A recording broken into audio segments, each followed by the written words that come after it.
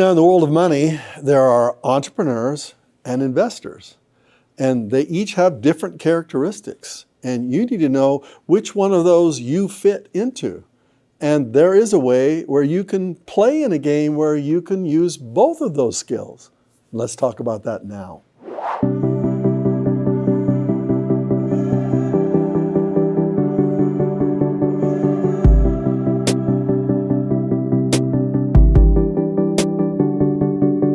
So if you want to be successful with money, there are two fundamental skills you need. Number one is the entrepreneurial skills and the investor skills, and you need to know which one you're strongest in. So let's talk about the difference between these two different skill sets. Not all business people are created equal. In fact, the two main categories of business owners, entrepreneurs and investors, are on average very different kinds of people.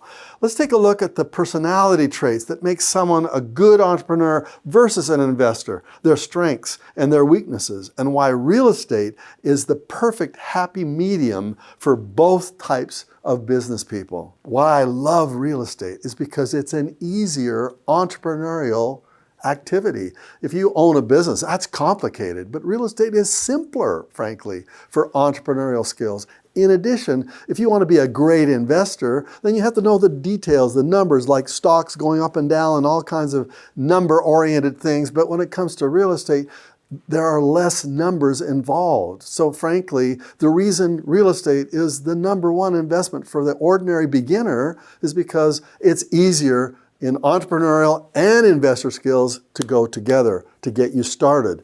And eventually you can go into business if you want to, but real estate is the very best way to get started. So I want to share with you a quote from one of probably the best investor in history, Warren Buffett. And he said, "I'm a great investor because I'm an entrepreneur. And I'm a great entrepreneur because I'm a great investor." In other words, he uses both of those skills, entrepreneurial skills and investment skills. That's why he's a billionaire. There is actually a model that you can use to determine whether or not you are a great entrepreneur or a great investor, because there are different kinds of skills. So, for example, what I call the Big Five model, it's the most robust research-based model for studying personality differences between people, and it's called the Big Five, or OCEAN. It stands for openness. How are you on this scale of openness, creativity, and desire for novelty? When it comes to conscientiousness, are you organized, productive, dutiful?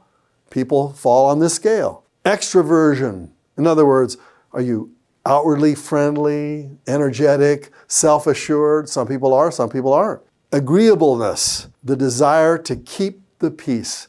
Some people are really strong in this, and other people, they could care less what other people think. And neuroticism, sensitivity to negative emotions. For example, some people are really bothered by rejection and other people not liking them. So depending upon how you fit upon these scales will determine how great of a business person you are, how great of an investor you are, how the probability is that you become rich. Let's dive deeper into what makes someone an ideal entrepreneur. The entrepreneurial temperament. High in openness. Being high in trait openness makes someone more likely to try out a new idea or break with convention. Low in neuroticism. Low sensitivity to negative emotions helps entrepreneurs deal with inevitable ups and downs. And finally, high in extroversion. Charisma and a powerful internal source of energy are important when starting a new business. Are you an entrepreneur? You'll be strong in these characteristics. What about investors? What makes them different from entrepreneurs? How are you as an investor? Let's have a look. So the investor's temperament, they're different in their temperament. Highly conscientious, which means attention to detail, analytical thinking, and consistency are all incredibly important attributes for an investor. In addition to that, mid to high openness. They're not quite as open as entrepreneurs. Being open to new opportunities is important for an investor, but not snapping for every shiny new trend. And low in agreeableness.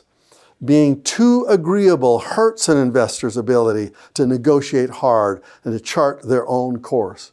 If I could separate really easily the difference between an entrepreneur and an investor, entrepreneur people are people. They like people because they have to deal with lots of people constantly.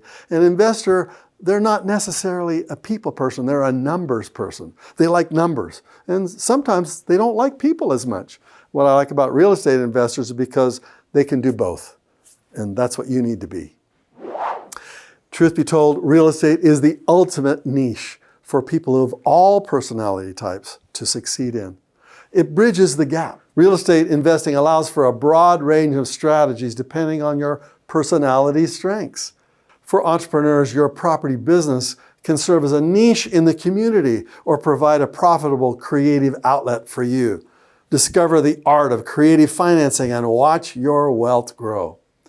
For investors, manage your properties like you would an asset class. Find the best neighborhoods, make the high net worth ROI renovations, and let time be your friend. So I wrote a book for you.